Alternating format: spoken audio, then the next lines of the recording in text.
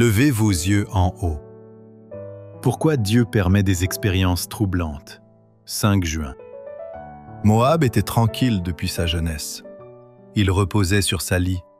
Il n'était pas vidé d'un vase dans un autre. Et il n'allait pas en captivité. Aussi, son goût lui est-il resté, et son odeur ne s'est-elle pas changée? Jérémie 48, 11.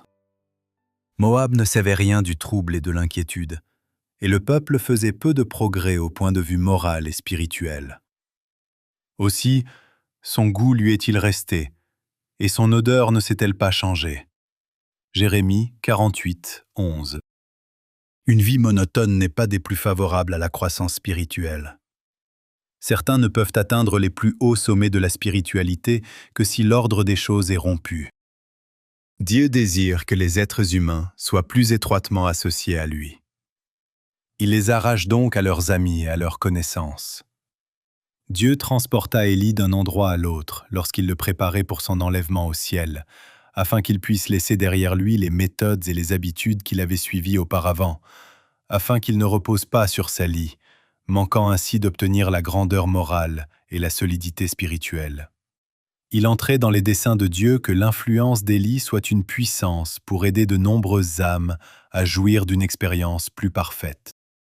Que ceux qui ne peuvent se reposer en paix, qui doivent se déplacer constamment, dressant leur tente ce soir ici et demain soir là-bas, se souviennent que le Seigneur les conduit et que c'est ainsi qu'il les aide à former des caractères parfaits. Dans tous les changements qui sont exigés de nous, nous devons reconnaître Dieu pour notre compagnon, notre guide, notre forteresse, et savoir dépendre de lui. Nous devons constamment évoluer, avancer dans nos connaissances, et c'est ainsi que nous parviendrons à connaître le Seigneur. La lumière de ses directives est aussi certaine que celle de l'aurore. Le Seigneur se sert de différents moyens pour mettre son peuple à l'essai, à l'épreuve.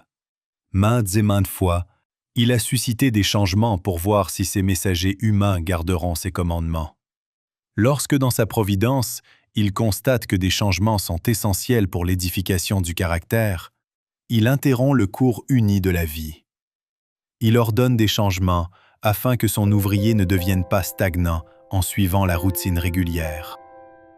Nous vivons à une époque qui réclame une action sanctifiée, décidée. Tout ce qui peut être fait par les disciples du Christ devrait être entrepris, car l'ennemi travaillera de toutes ses forces afin d'empêcher les âmes de recevoir la vérité. Néanmoins, l'œuvre de Dieu ira de l'avant. Nous devons semer le long de toutes les eaux, tout en sachant que beaucoup chercheront à éteindre la lumière de la vérité.